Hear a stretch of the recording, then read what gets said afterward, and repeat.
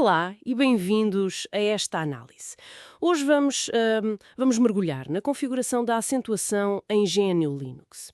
Vamos usar como base um guia para Debian. O objetivo é perceber como é que pomos o teclado a funcionar direitinho com os nossos caracteres portugueses. Acentos, cedilha, tudo isso.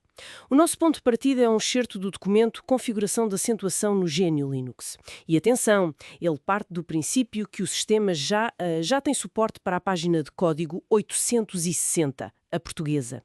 E o conjunto de caracteres ISO 88591, que era essencial para os nossos acentos.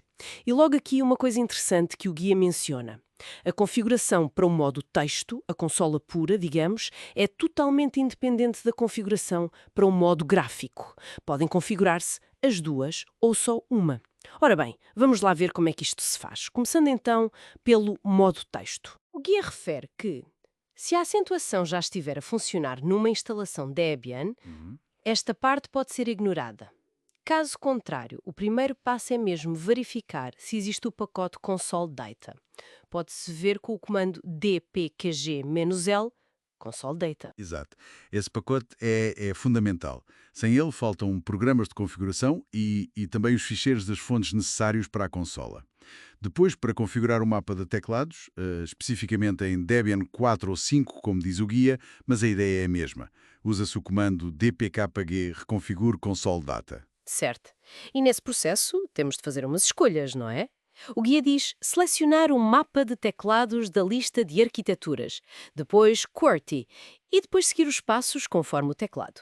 Para um US American, escolher essa opção e depois Standard e, muito importante, US International ISO N88595. Ou então, para teclados ABM-T2 com o C, aqueles brasileiros, escolher Brazilian. Precisamente. E o sistema, pronto, vai carregar o mapa apropriado. Normalmente estão em User Share Key Maps. O guia até fala numa alternativa, usar o comando load keys manualmente copiando o ficheiro .k. Mas o dpkg-configure é mais integrado no Debian.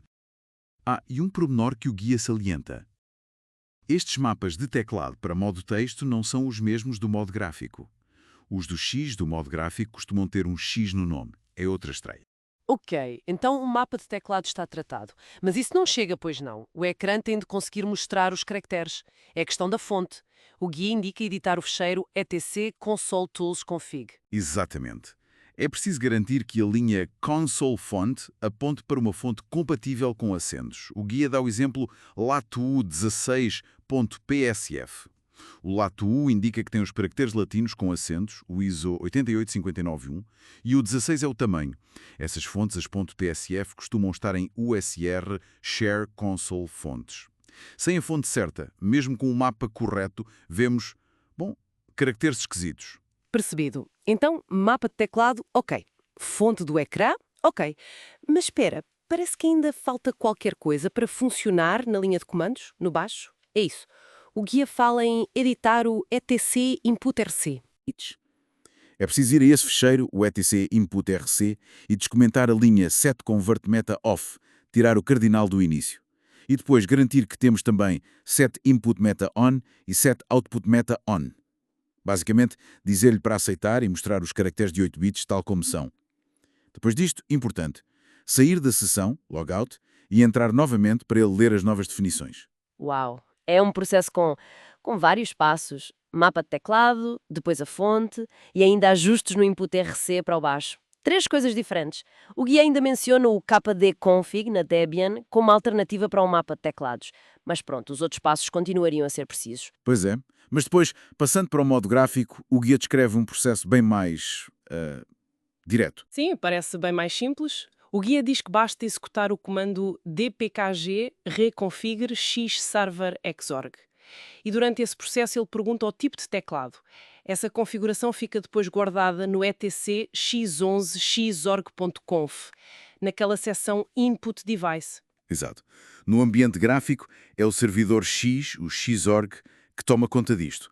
Ele tem os seus próprios mapas, a sua própria lógica, fica tudo mais centralizado, geralmente. Embora, claro, às vezes também haja problemas específicos do Xorg, mas a configuração base tende a ser essa.